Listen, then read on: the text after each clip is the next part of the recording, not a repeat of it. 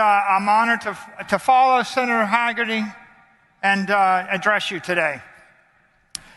Today, I've decided to use slides. And for those of you who've seen my presentation, some are with slides, some are without slides. I got a lot of good comments on the ones with slides, and so I figured the best way to make this presentation better was more slides. So number go up, and with no more delay, I want to talk about the Bitcoin revolution. And I also want to talk about rebuilding our global economy with digital capital.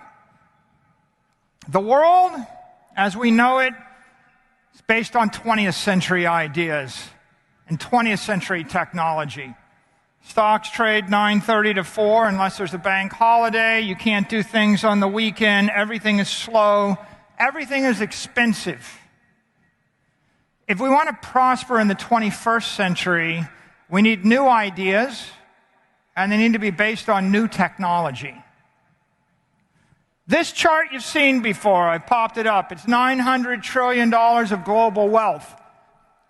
It's that $900 trillion, it's spread across physical assets and financial assets that are 20th century ideas, 20th century technology. And in the upper left corner is a little orange blip, the little orange asset that could, what we call Bitcoin. It's $1 trillion. It seems like a lot if you started with zero, but when you look at it against the greater scheme of things in the world, it's 0.1%. Here's another way to see that same chart. It's not 900 trillion of assets. It's a bunch of assets held for their utility value and a bunch of assets held as a store of value, long-term capital. When I buy a house, I want to live in it. But when I buy a bunch of bonds, I just put my money there because I didn't know what else to do with the money. And when you start to see the world as a big chunk of long-term capital, $450 trillion or more of capital, and you start to think about the way we store that capital, you see the engine for the revolution. The global economy struggles because we're relying upon imperfect assets and imperfect systems to store that capital. It's crippling our capital preservation. So how do we engineer a better system? Well, this is Tesla, and Tesla had a quote. He said, "You want to understand the universe? Think in terms of energy, frequency, and vibration." I'm going to translate that. I'm going to talk about the physics of money now. What are the physics of money? Energy is money, or capital, or wealth. You could use them interchangeably for this speech. Frequency is about the duration or the lifespan. How long will it take? A minute, an hour, a year, a century?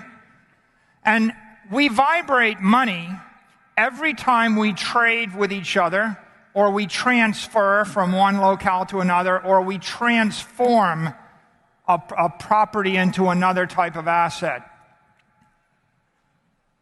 And so here is an important equation.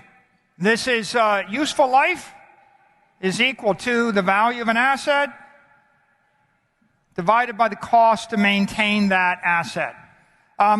If you're looking for the useful life of your money in an asset, then the way to figure it out is ask, how much does it cost every year to maintain that asset in pristine condition? What do I have to spend in order to avoid depreciation or decay? It turns out that useful life, is very close to something we know in the Bitcoin community as stock to flow. They're very related if you're measuring them in years. Many individuals and most corporations, they use financial assets to preserve capital. And this is the source of a challenge for us. Let's talk about financial assets. I want to keep my money for a long period of time. Start with $1 billion, put it in the peso, and the money is decaying in 2 years, right? A 98% inflation rate strips you of your economic energy or your capital. This is not a good long-duration asset. The Turkish lira, your capital lasts 3 years. The US dollar, under traditional monetary inflation for the past century, might last 14 years, but it's not like you have it for 14 years. The life is being sucked out of you linearly over the 14 years. Put your money in a hedge fund. What's the annual cost? It's 2% management fee and then 20% of the upside. About 4% a year if you're investing in normal assets. That means it's a 25-year asset. Treasuries, you're going to get a yield, but the 3.5% after-tax yield goes against the 7% monetary inflation. Maybe your money lasts 30 years. Capital in a mutual fund where you pay a 1% fee, 100 years. That's about the best you're going to get. If you manage to buy a diversified portfolio at 10 basis points, the counterparty risk is going to drive you to a 1% cost. So those are your financial assets. We're running the world on a 20th century set of ideas, and on average, a financial asset is going to last you 30 years. We all know inflation dilutes the value of financial assets. But inflation is just the tip of the iceberg. You're also going to get diluted by tariffs and tolls and torts and transfers, taxes. We got all sorts of taxes, income tax, capital gains tax. Every time you vibrate and move the money, you get taxed on the money. And then if the taxes don't take you and the torts don't undo you, you've got weather and competition and obsolescence and politics, catastrophe. Those are the things that dilute the value of your capital over time. And if you want to maintain economic energy, you have to fight against that friction. Well, most people realize that's a frustrating endeavor and it's a no-win endeavor. So they give up on financial assets and they start turning to physical assets to preserve capital. Well, here's the physical asset, a Ferrari. Not a good way to keep your money forever, though, because after 5 years, you've spent as much on the insurance and the upkeep and the depreciation as it's worth.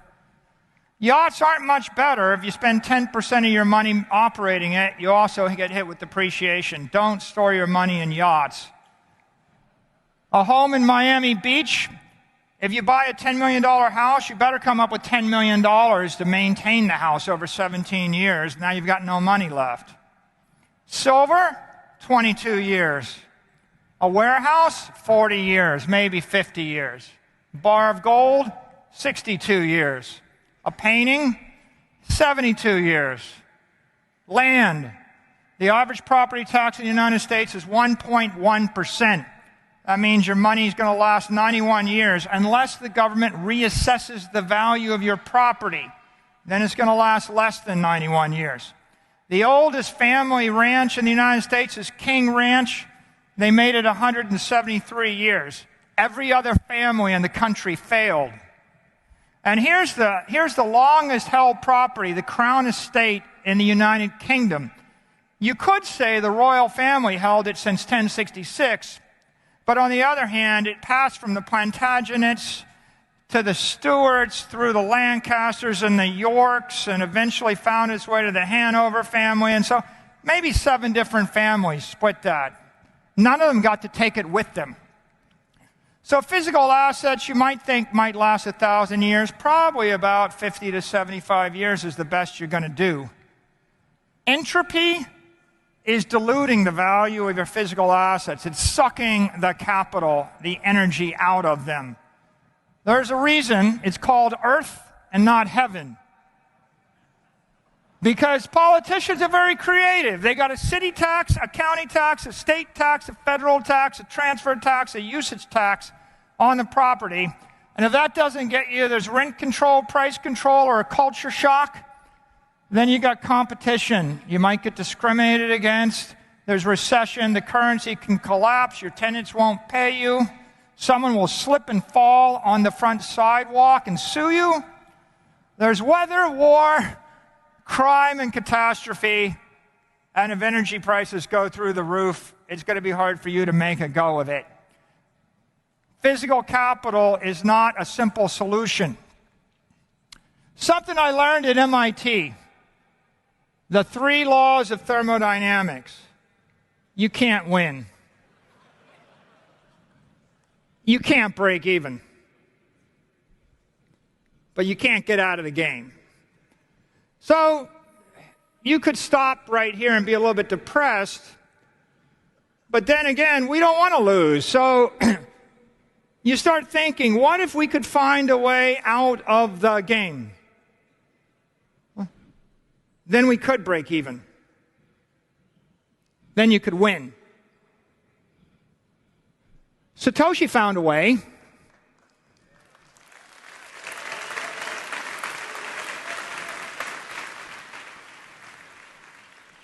He gave it away. And he went away. And that's Bitcoin. Bitcoin is digital capital. That's what he created.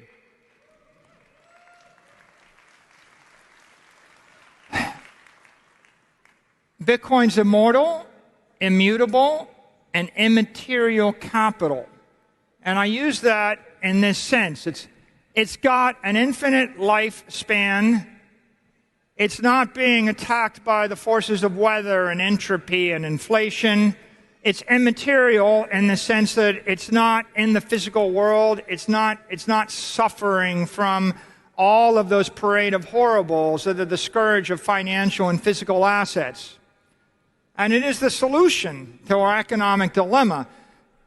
The transformation of our capital from financial and physical assets to digital assets, it solves the problem that we're all facing.